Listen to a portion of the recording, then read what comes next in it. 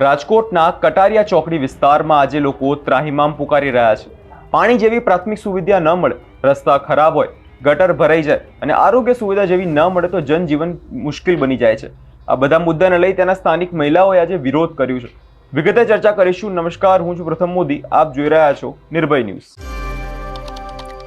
રાજકોટના કટારિયા વિસ્તારની મહિલાઓની સહનશક્તિ આખરે છલકાઈ ગઈ છે। પાણી જેવી તકલીફ, રસ્તા કાદવથી ભરાયેલા, રોજિંદા જીવનમાં આવતી તકલીફો સામે આજે મહિલાઓ રણચંડી બની છે અને સીધો રસ્તા પર બેસીને વિરોધ પ્રદર્શન કર્યું છે। તેના કારણે રસ્તા પર ચક્કાજામ થઈ ગયો છે।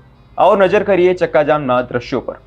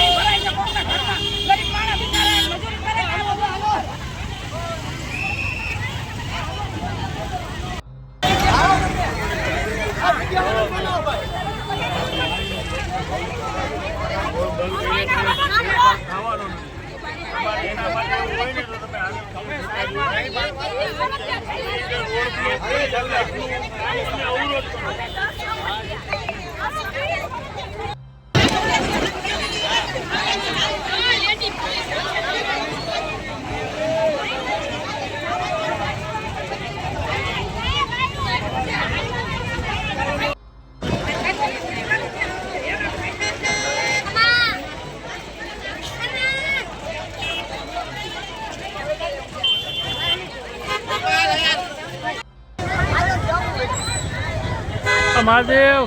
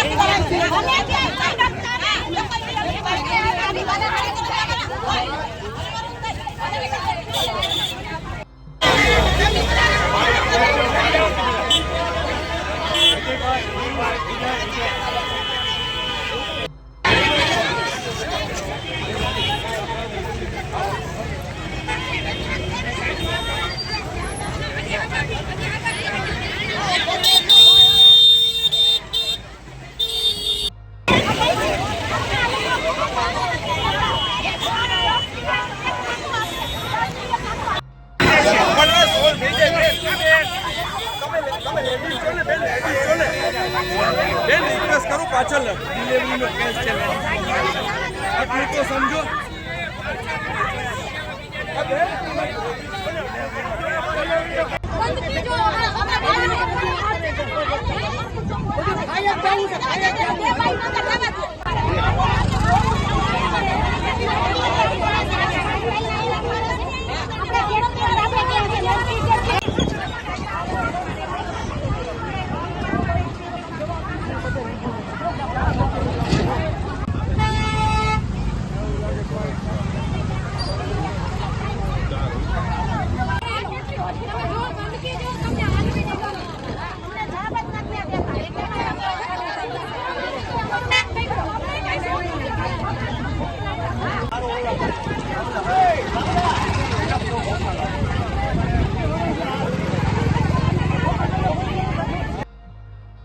મહિલાઓએ પાણી આપો, સુવિધા આપો એવા સૂત્રોચ્ચાર કરી વિરોધ નોંધાવ્યો છે।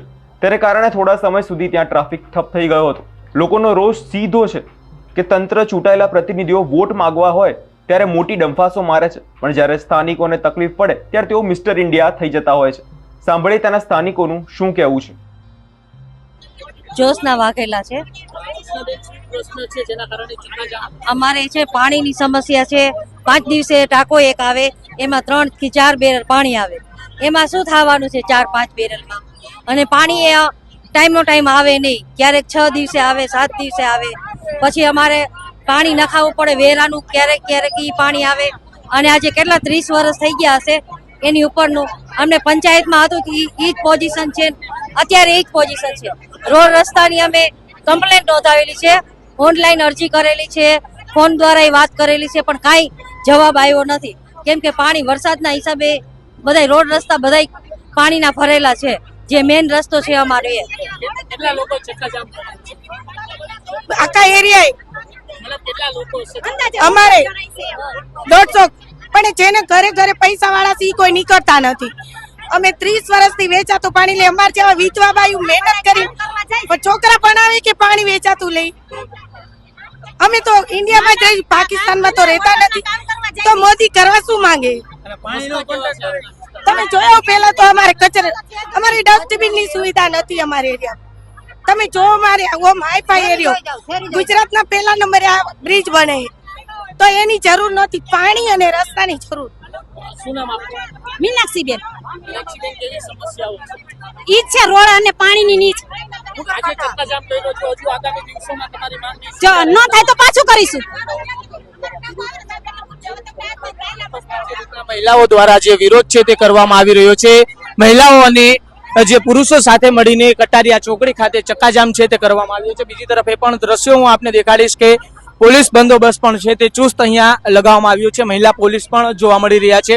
તમામ લોકોને છે તે રસ્તા વચ્ચેથી સાઈડમાં હટાવવામાં આવ્યા છે અને તમામ લોકોને જે રીતના હાલ અત્યારે ચક્કાજામ અનેક પ્રશ્નોને લઈને મહિલાઓએ છે તે કર્યો હતો. જો આગામી દિવસોમાં હજુ પણ નહીં જે માંગ સ્વીકારાય તો હજુ આગામી દિવસોમાં પણ મહિલાઓ દ્વારા છે તે ઉગ્ર વિરોધ કરીને ચક્કાજામ છે તે કરવામાં આવશે તેવી ચીમકી સ્થાનિક મહિલાઓ દ્વારા છે તે ઉચ્ચારવામાં આવી છે. કેમેરા પર્સન રાજેશ જોશી સાથે Sahil Sappa, BS9 TV news, Rajkot.